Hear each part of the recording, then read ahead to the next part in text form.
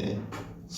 이 고린도전서 이제 7장 자체가 바울이 쓴 서신서 중에서 결혼과 성에 대해서 쓴 것 중에 가장 많이 기록된 거거든요. 가장 많이 기록됐는데 이 고린도 그 전서 그냥 1장부터 6장까지는 어떤 죄 문제에 대해서 많이 얘기했다면 이제 7장부터 16장까지는 이제 고린도의 이제 그 지금 이 고린도전서를 쓰는 당시에 바울이 지금 에베소에 있습니다. 에베소에 있어서 에베소에서 지금 고린도전서 쓰고 있는 건데 고린도 사람들이 어떤 그 고린도에서 이제 어떤 지도자들이 와서 고린도에 이런 문제들이 있습니다. 그리고 이제 질문을 한 겁니다. 그러니까 뭐 결혼에 대해서 무슨 처녀의 결혼에 대해서 혼인에 대해서 또 영적인 문제에 대해서 이런 것들을 이제 얘기하니까 이제 그거에 대해서 이제 답장을 해주는 그런 서신입니다.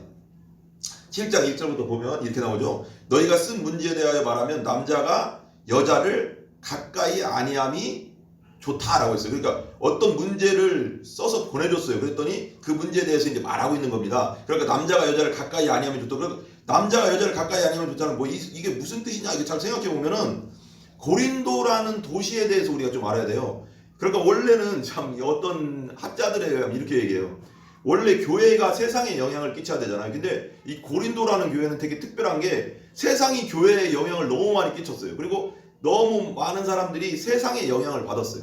이 고린도라는 도시는 항구 도시인데 항구 도시의 특성상 좀 이렇게 부유하고 또 잘 사는 사람이 많았습니다. 그리고 교회 내에서도 그렇겠죠. 그러니까 부유하고 잘 살게 되면 영적인 면보다는 좀 이렇게 타락하는 근데 타락하는 정도가 첫 번째가 성이에요.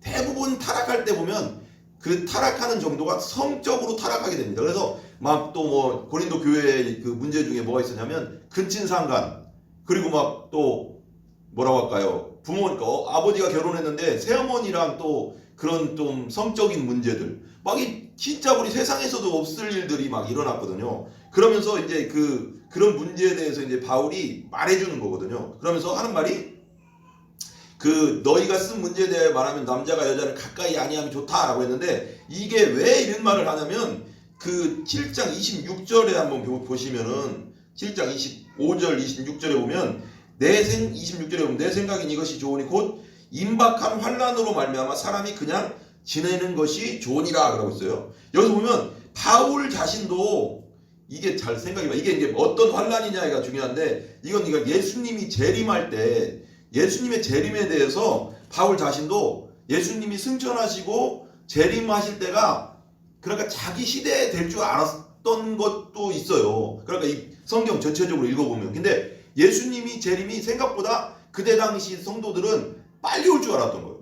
그 로마 시대가 되게 막 혼란스럽고 로마 황제가 자기들을 많이 핍박하고 할 때 그러니까 이때가 마지막 때다. 그래서 예수님이 올라가시고 나서 자기가 살아있을 동안 그때 당시에 벌써 예수님이 재림할 거라는 생각을 하고 있었어요. 그러니까 재림하고 환난이 가까우니까 결혼 안 해도 결혼에 대해서 너무 많이 깊이 생각하지 마라 그랬는데 이제 그 다음이 문제거든요. 그러면서 하는 말이 그러니까 이 고린도 교회의 좀 특성이 되게 좀 뭐라고 할까요? 이게 쉽게 말하면 좀 음란의 역사가 되게 강했어요. 그래서 2절에 보면 음행을 피하기 위하여 남자마다 자기 아내를 두고 여자마다 자기 남편을 두어라 그랬어요. 그러니까 차라리 결혼해서 그러니까 이게 성적인 문제가 있거든요. 성적인 문제를 해결해라. 그 죄적인 음행을 하지 말고 결혼해서 성적인 문제를 해결해라 그거예요. 차라리. 그래서 이제 3절 보세요. 남편은 그 아내에 대한 의무를 다하고 아내도 그 남편에게 그러할지니라 라고 했어요. 그리고 4절에 보면 아내가 자기 몸을 주장하지 못하고 오직 그 남편이 하며 남편도 그와 같이 자기 몸을 주장하지 못하고 오직 그 아내가 하리니. 그러니까 결혼하게 되면 내 몸은 내게 아니라는 거죠. 그 내 몸에 대해서 성적인 문제에 대해서 그러니까 이걸 좀 이렇게 디테일하게 들어가면 남자나 여자나 성욕은 다 있잖아요. 그러니까 성욕으로 인해서 성욕이 다 있기 때문에 남편이 성적인 요구를 하면 여자는 받아주라는 거예요. 이게 디테일한 거거든요. 되게 지금 여기 본문에서는 되게 약하게 썼지만 원문에서는 되게 디테일해요. 원어에서는. 그러니까 남자가 성적인 것을 요구하면 아내는 받아주고 아내가 성적인 걸 요구하면 남편은 또 받아주라는 거예요. 이게 그러니까 깊게 들어가면 성관계를 얘기하는 거거든요. 성적인 걸 서로 성욕을 서로 간에 채워주라는 거예요.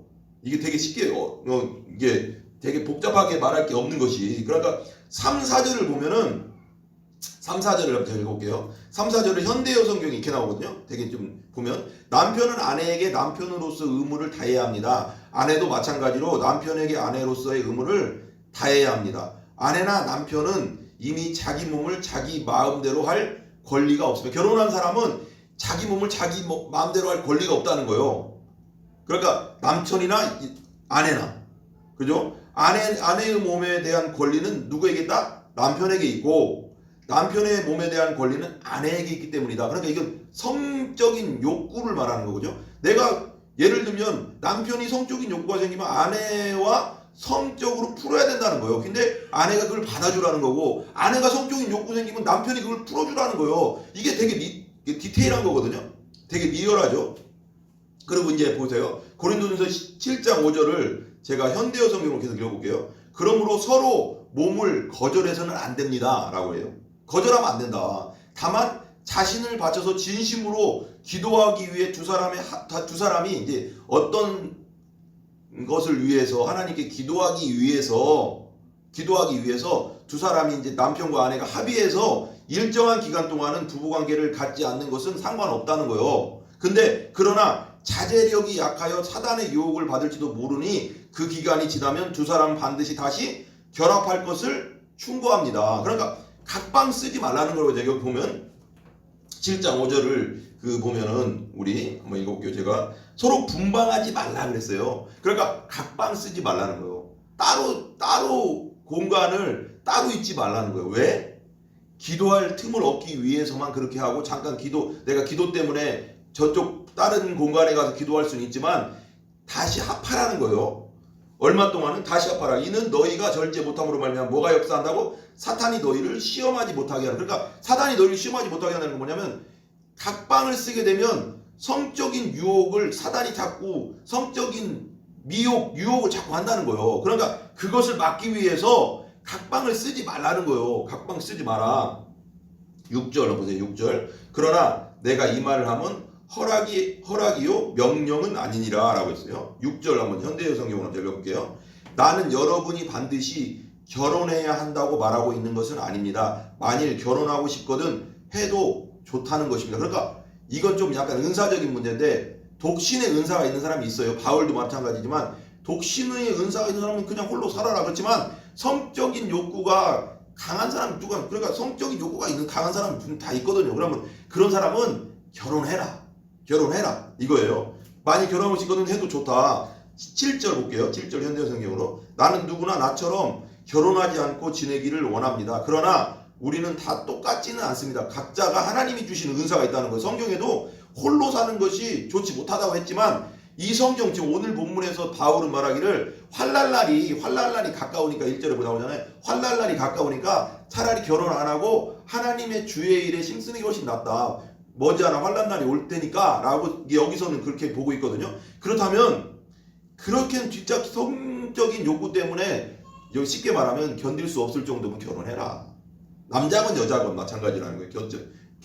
남자건 여자건 누구나 결혼하지 않고 지내기를 원합니다. 그러나 우리는 다 똑같지는 않습니다. 사람마다 다 틀리다는 거죠. 하나님께서 주신 은사는 사람마다 달라서 결혼하여 사는 사람도 있고 또 결혼하지 않고 행복하게 사는 사람도 있고, 그러니까 은사라는 거예요. 결혼하지 않는 것도 은사고 하나님 주신 거고 결혼하지 않고 하나님. 근데 이게 그냥 결혼하지 않는 게 중요한 게 아니고 결혼해도 결혼하는 게 중요한 게 아니라 여기 중심은 뭐냐면 하나님 앞에 온전히 더 집중하기 위해서 이 성적인 문제 때문에 죄를 짓지 말고 음행에 빠지지 말고 차라리 결혼해서 그런 성적인 문제를 해결하고 하나님께 집중하고, 그리고 내가 결혼해서 하나님께 집중하지 못할 것 같으면 그런 은사를 안 받고 독신으로 살면서도 하나님께 온전히 집중하여 살 수 있으면 그렇게 하는 것도 좋다 이거예요. 중심 뭐예요? 하나님이죠. 하나님이에요. 잘 생각해 보세요. 그 다음에 7장 8절을 한번 볼게요. 7장 8절을 보면 여기 이제 개역 개정이 이렇게 나오거든요. 내가 결혼하지 아니한 자들과 과부들에게 이르노니 나와 같이 그냥 지내는 것이 조언이라 그래요. 그러니까 이게 또 이렇게 말하죠. 내가 결혼하지 되게 참 재밌어요 이게. 8절을 제가 현대어 성경을 읽어볼까요? 그러므로 나는 결혼하지 않은 사람과 과부들에게 충고합니다. 결혼하지 않은 사람 지금요. 만일 여러분이 나처럼 그대로 지낼 수 있거든 결혼하지 말고 그대로 지내십시오라는 거죠. 그러니까 여러분이 예를 들면 과부든지 결혼하지 않은 사람이든지 독신의 은사가 있는 사람이면 나같이 만일 여러분이 나처럼 그대로 지낼 수 있거든 그런 성적인 문제나 성욕적인 문제로 죄를 지을지 않을 수 있는 그런 하나님의 은사를 줬거든 결혼하지 말고 그대로 지내십시오. 환난 날이 가깝습니다. 라는 거예요. 결혼하지 말고 그냥 지금 환난 날이 가깝다는 거 뭐예요? 그러니까 예수님이 재림, 그때 당시는 벌써 예수님 재림을 생각하고 있었어요. 이 바울 때도 벌써. 그러니까 예수님이 오실 때부터 예수님이 오실 때까지가 다 마지막 그 신약 성서적으로는 그럼 뭐라고 할까요? 학자적으로는 신학자들이 마지막 시대라고 하거든요. 마지막 시대. 그대로 지내는 게 좋다. 7장 9절 제가 읽어볼게요. 만일 절제할 수 없거든 결혼하라. 여기부터 나오잖아요. 절제할 수 없으면 성적으로 절제할 수 없거든 결혼해라. 정욕이 불같이 타는 것보다 결혼하는 것이 나으니라 라고 했어요. 그죠? 결혼하는 것이 나으니라 봐봐요. 9절 한번 읽어볼게요. 현대어 성경으로. 그러나 만일 자신을 자제할 수 없거든 서슴지 말고 결혼하십시오. 성욕을 절제할 수 없거든 결혼하라는 거예요. 근데 정욕이 불같이 타는 것보다는 결혼하는 것이 낫다는 거예요. 정욕이 불같은 사람이 있는가 봐요. 그러니까 사람마다 다 틀려요. 그렇지만 성욕이 불같이 타는 사람은 무조건 결혼해라. 그래서 그 다른 걸로 죄짓지 말고 남편과 아내와 정상적인 편하게 얘기하면 여기 말한 대로라면 정상적인 성적인 관계를 통해서 그걸 해결해라 이거예요.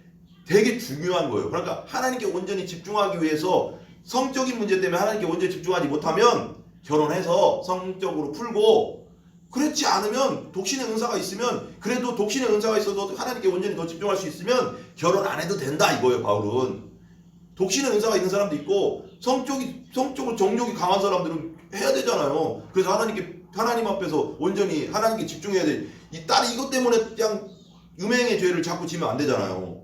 그러니까 그 말을 하는 거예요. 그럼 좀 더 읽어볼까요? 봐봐요. 10절을 우리 제가 현대어 성경을 더 읽어볼게요. 이제 결혼한 사람들에게 말합니다. 이것은 충고가 아니라 명령입니다.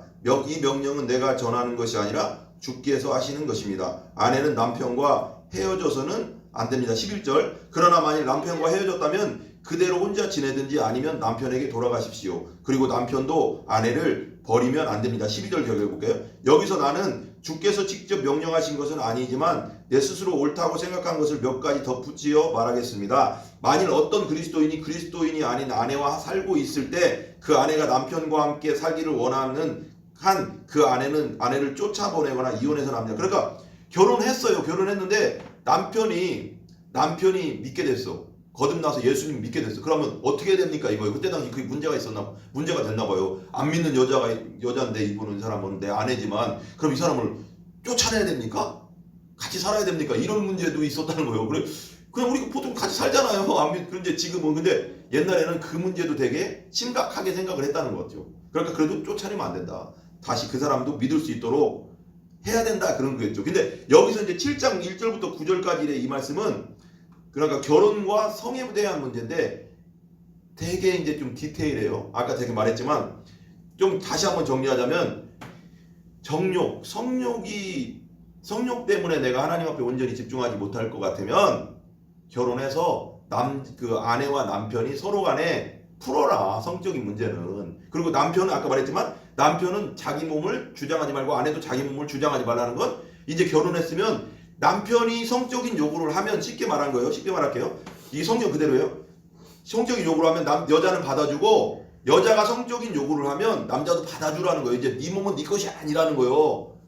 무슨 말인지 알죠? 그리고 난 독신의 은사가 있는 사람들은 또 그 독신의 은사로 하나님을 온전히 섬겨라. 그 얘기입니다. 그러니까 성적인 문제에 대한 것을 오늘 말씀의 7장 1절부터 9절에서 좀 디테일하게 얘기했다는 것을 여러분들이 좀 아시고 또 이것에 대해서 한번 더 깊이 생각해 보시는 그리고 각방 쓰지 마라. 이거 되게 중요해요. 서로 분방하지 마라. 그러니까 옆에 딱 붙어도 앉아도 돼요. 근데 같은 방을 쓰라는 거예요. 왜 그러냐면 사단이 역사한다잖아요.